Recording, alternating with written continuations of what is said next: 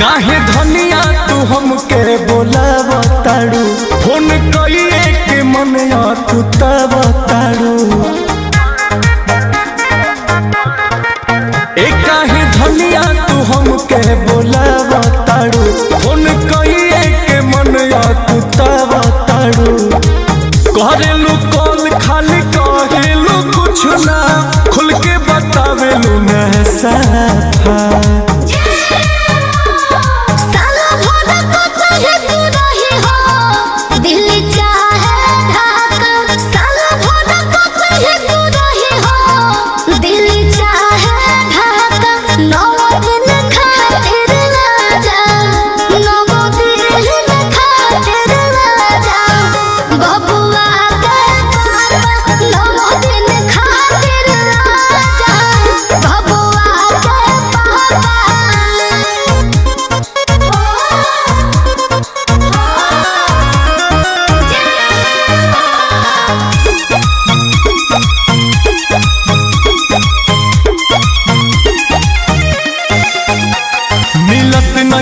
छूटी घरे कैसे जूटी छोड़ी कैसे ड्यूटी बतावा धनिया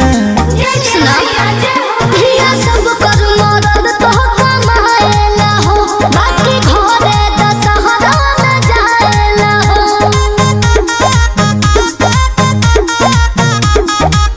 हाल में आवे तो घरवा से आईनी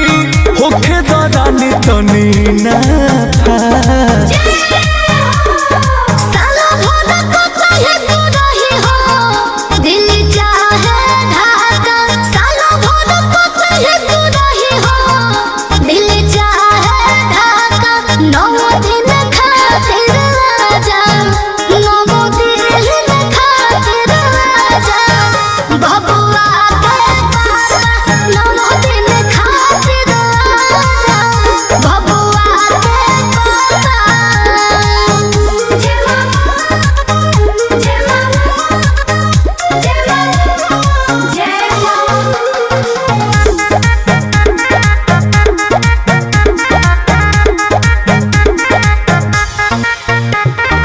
तुहरे रानी ई रुपया कमानी उदास हम बानी के डहकतनी